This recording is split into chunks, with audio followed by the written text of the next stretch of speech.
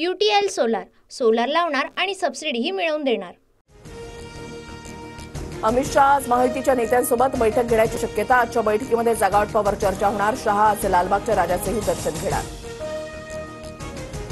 बारामतीचा दौरा अर्धवट सोडून अजित पवार मुंबईमध्ये दाखल। अमित शहा मुंबई दौऱ्यावर असल्यानं अजित पवार शहांची भेट घेण्याची शक्यता।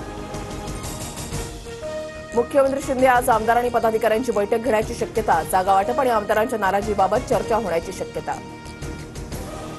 राज्यामध्ये 125 जागा जिंकण्याचा भाजपचा संकल्प। जवळपास 50 जागांवर भाजपला विजयाची खात्री।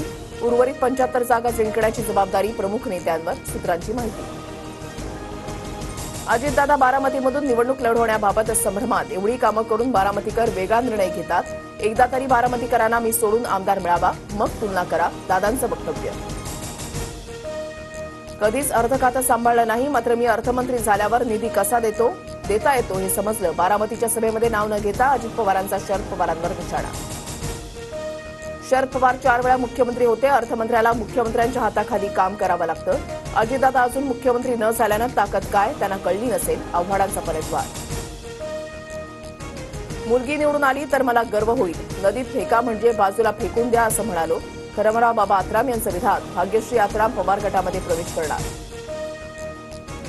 आरक्षण तुम्ही देत नाही आणि दुसऱ्यांना सांगता लिहून आणा। राजेंद्र राऊतांच्या आव्हानानंतर जरांगेंचा हल्ला बोल, तर फडणवीसांचा ऐकून जे आमदार बोलले त्यांचा हिशोब करणार, जरांगेंचा इशारा।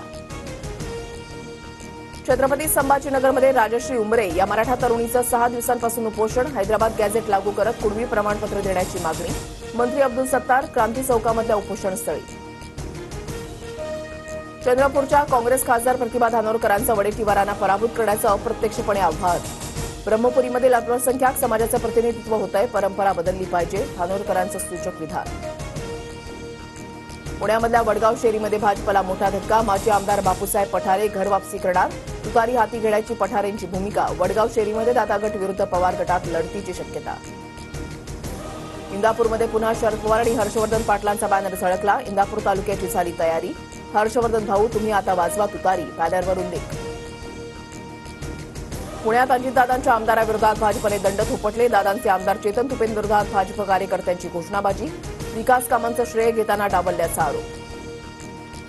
लालबागच्या राजाची दानपेटी उघडली। पहिल्याच दिवशी राजाच्या चरणी भाविकांकडून भरभरून दान, तर गणरायाच्या दर्शनासाठी मुख्य प्रवेशद्वारावर मोठी गर्दी। नेते अभिनेत्यांचीही दर्शनासाठी लगबग। गणेशोत्सवासाठी कोकणामध्ये जाणाऱ्या वाहनांवर टोल माफीचा पास असूनही फास्टॅगद्वारे टोल वसुली। तक्रार करून टोलचा परतावा मिळू शकतो, रिलायन्स इन्फ्राचं स्पष्टीकरण।